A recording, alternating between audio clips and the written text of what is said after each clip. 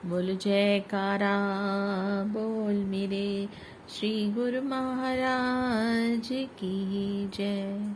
श्री अमर ज्योति दर्शन ग्रंथ आदर्श गुरु भक्ति कंटिन्यूड। महापुरुष सर्व समर्थ त्रिगुणातीत होते हुए भी मर्त्यलोक में अवतरित होकर मानव लक्ष्य सिद्धि के सभी नियम धर्म कर्म करते हैं। कठिनाइयों से जूझते हुए बाधाओं को मुस्कुराते हुए पार करते हैं। साधारण जनमानस को आदर्श गुरु भक्ति के लक्ष्य सिद्ध का मार्ग सुझाते हैं। इसी प्रकार श्री आनंद सर की सेवा में जुटे रहने पर समय अनुसार जहाँ जहाँ भी सेवा की श्री आज्ञा होती तन प्राण से निभाते। श्री आनंद सर की सेवा के साथ साथ श्री परमहंस अद्वैत मंदिर की नींव श्री सद्गुरुदेव महाराज जी श्री तृतीय पातशाही जी ने रखी। इस कार्य के लिए मकराना से संगमरमर का पत्थर लाने के लिए आपको श्री आज्ञा हुई। एक महात्मा जी जो ट्रक चालक थे उन्हें आपके साथ भेजा। उस समय जंगलों के मार्ग में डाकुओं का भय अधिक होता था। आपको किसी भक्त जी ने कहा, महात्मा जी बचकर रहना, जंगली रास्ते में कई प्रेत आत्माएं आपकी अपनी सुंदरता का जाल बिछा भरमाती हैं। एक आपका सुंदर स्वरूप, दूसरा मनोहर चितवन, इस साधु वेश में भी किसी को आकर्षित किए बिना नहीं रहते। आपने उत्तर दिया, भक्त जी हमारे श्री गुरुमा जी ने सौंदर्य के सम्मुख कोई तुलना योग्य है ही नहीं। उनके श्री वचन हैं, गुर का शब्द रखवारे, चौकी चौगिर्द हमारे। इस पावन नाम के सम्मुख किसकी हिम्मत है जो रास्ते की रुकावट बने। हमें तो केवल श्री आज्ञा शिरोधार्य कर सेवा की ओर ध्यान देना है। आप महात्मा जी के साथ ट्रक में बैठकर मकराना की ओर चल दिए। मार्ग में सड़क पर एक छोटी सी चाय की दुकान खोखा थी। आप कुछ देर के लिए वहां रुक गए। चाय वाले ने आपके मुखमंडल की ओर निहारते हुए कहा, महाराज आगे रास्ता खतरनाक है, रात्रि के समय वहां ट्रक चलाना ठीक नहीं, आप यहीं रात्रि बिताएं। यहाँ से कुछ दूर पर मकान तो नहीं, कच्चा घरौंदा है मेरा।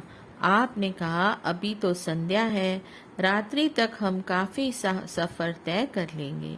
दृढ़ संकल्प कर लो, फिर रात्रि भी दिन में बदल जाती है। देखो अभी तो सूर्य चढ़ा हुआ है। आप वहां से आगे चल दिए। मार्ग में एक नाग फन फैलाए बैठा था। रात्रि का अंधकार गहरा हो चुका था। ट्रक की आवाज सुनते ही वह सड़क के एक ओर हो गया और आपको दर्द भरी आवाज सुनाई दी। आपने ट्रक रुकवा कर पूछा, कौन है, हमें क्यों भरमा रहे हो? उसने कहा, महाराज आपके ट्रक की आवाज में एक दिव्य रोशनी में दिव्य पुरुष के दर्शन हुए। दर्द भरी आवाज सुनकर जब आपने अपने मुख से नाम शब्द का उच्चारण किया, उसे श्रवण कर हमें शीतलता मिली है। अब हमारे उद्धार का साधन आपके हाथ में है। आपने कहा, हमारे हाथ में नहीं, श्री गुरुमा जी के हाथ में है। आपने आंखें मूंद कर श्री गुरुमा जी को स्मरण किया।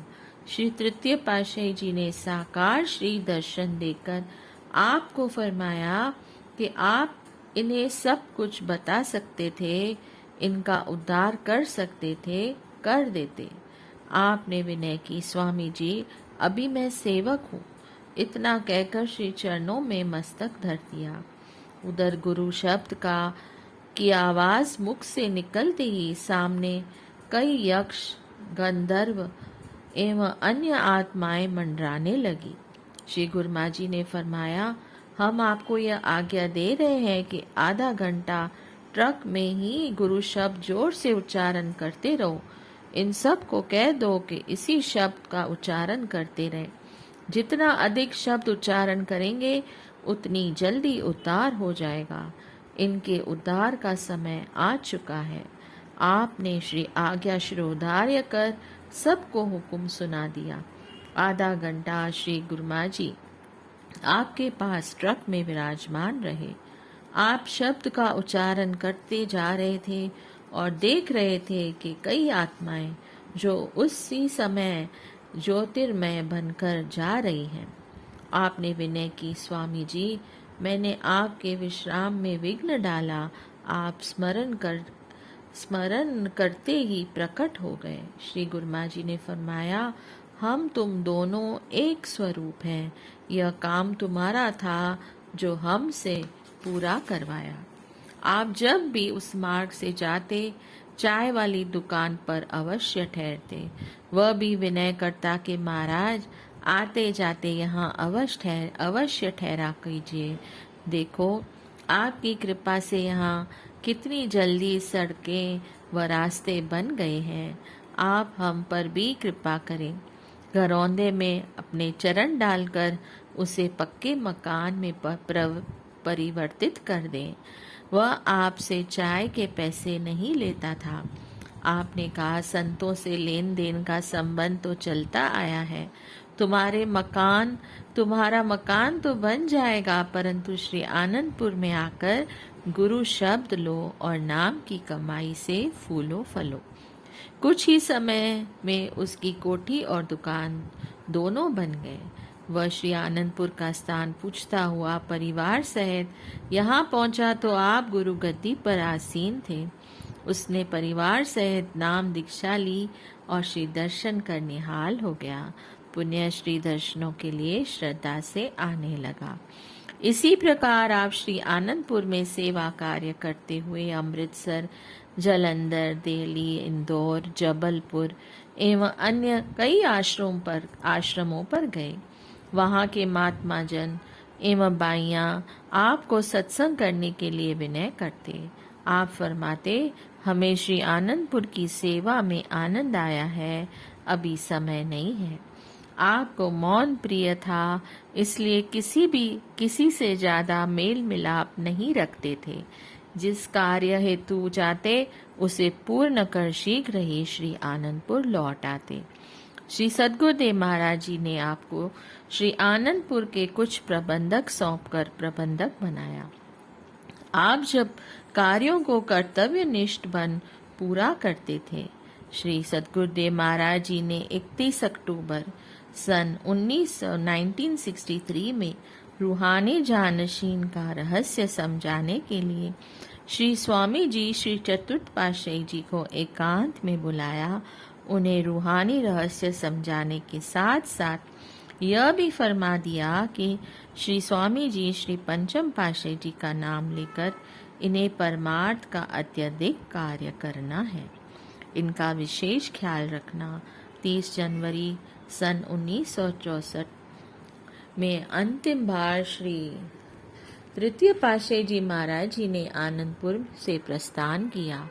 श्री कार अभी गेट के बाहर निकली थी कि आपको वहां खड़ा देख महाप्रभु जी, जो सेहत अति सुकोमल होने के कारण लेटे हुए थे, एकदम उठकर बैठ गए।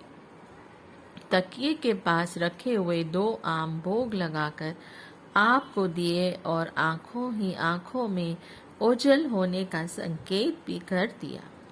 आपके नैनों से अश्रुधारा बहने लगी। देव पूरक तत्वदर्शी शिष्य को श्री स्वामी श्री चतुर्थ पातशाही जी स्वयं भी जानते थे। श्री वचन अनुसार गुरु गद्दी पर आसीन होकर श्री सद्गुरुदेव महाराज जी श्री चतुर्थ पातशाही जी इन्हें विशेष दृष्टि से देखते थे। अपने समय में इन्हें सर्व अधिकार देकर उच्च पद सौंपना आरंभ कर दिया। श्री दरबार के मुख्य प्रबंधकों की समिति में भी आपको प्रमुख बनाया। श्री दरबार के सभी भरे भरे कार्यों की जिम्मेवारी आपको सौंप दी। स्वयं निज मुख से फरमाते थे कि ये श्री पंचम पातशाही जी भरे गुरमुख हैं, ये हमें बहुत प्रिय लगते हैं, आज्ञा पालन में तत्पर हैं, सब काम सच्चाई, खैर ख्वाही एवं नेक नियत से करते हैं। श्री सद्गुरुदेव महाराज जी श्री चतुर्थ पातशाही जी ने समय में भी आप गुरु निष्ठा, भक्ति एवं सच्ची लगन से सेवा एवं आज्ञा पालन में विशिष्ट बने रहे। एक बार श्री सद्गुरुदेव महाराज जी ने आपको अंदर बुलाया और फरमाया कि अभी अभी मकराना जाना है। आप श्री आज्ञा शिरोधार्य कर अभी बाहर आए थे कि संदेश मिला कि श्री आज्ञा हुई है कि मकराना नहीं अमृतसर जाना है। आपने विनय कर दी, श्री आज्ञा शिरोधार्य है और दोबारा अंदर नहीं गए। अभी कमरे में पहुंचे ही नहीं थे कि श्री आज्ञा हुई कि श्री आनंदपुर की सेवा करो। बाहर जाने की क्या जल्दी है। आप सेवा कार्य आरंभ करने लगे तो पुण्य अंदर बुलवाया और फरमाया कि किस सेवा को प्रथम प्रमुखता देनी है यह आपको सोचना था। आपने विनय की, स्वामी जी भूल हो गई, अब किस सेवा को प्रथम करना है आज्ञा दे। श्री वचन हुए कि पूर्णता इसी का नाम है। बाहर आने पर वहां पास खड़े महात्मा जी ने कहा, वाह, आपने एक बार भी नहीं कहा कि मैंने क्या गलत किया है। आपने फरमाया, गलत सही तो श्री गुरुमा जी ही जानते हैं, हमने अपना कर्तव्य निभाना है। कितनी महानता एवं रहस्य भरा है इसमें, साधारण जीव नहीं जान सकता इसे। देखने के लिए व सुनने में चाहे ये बातें भले ही छोटी मालूम होती हैं, परंतु इन्हीं के अंदर सत्यता के गहरे रहस्य छिपे होते हैं। श्री गुरु आज्ञा पालन में यह प्रमाण आपकी महानता का प्रतीक है। एक बार श्री सद्गुरुदेव महाराज जी, श्री चतुर्थ पातशाही जी श्री आनंदपुर में सभी स्थायी निवासियों को बुलाकर श्री प्रवचन फरमाए कि गुरुमुखो, भक्ति और परमार्थ एक ऊंची मंजिल है। सतगुरु की आज्ञा पालन करते हुए जो गुरुमुख सेवा, भक्ति व भजन अभ्यास में दिल लगाते हैं वे अपनी मंजिल को शीघ्र ही पा जाते हैं। यह मार्ग गुरुमति का है। यहाँ केवल श्री सद्गुरु की आज्ञा मौज में अपने जीवन को डालना ही वास्तव में सद्गुरु की प्रसन्नता को प्राप्त करना है। सद्गुरु की प्रसन्नता में ही गुरुमुखों का कल्याण है। संत सद्गुरु जीव की भलाई के लिए सोचते हैं, इसलिए भक्ति मार्ग में जीव को सदा खाना, सादा पहनना और उच्च विचार रखने चाहिए। आज आपको बुलाने की ये मौज थी कि सभी गुरुमुख केवल खद्दर खादी के कपड़े ही पहना करें।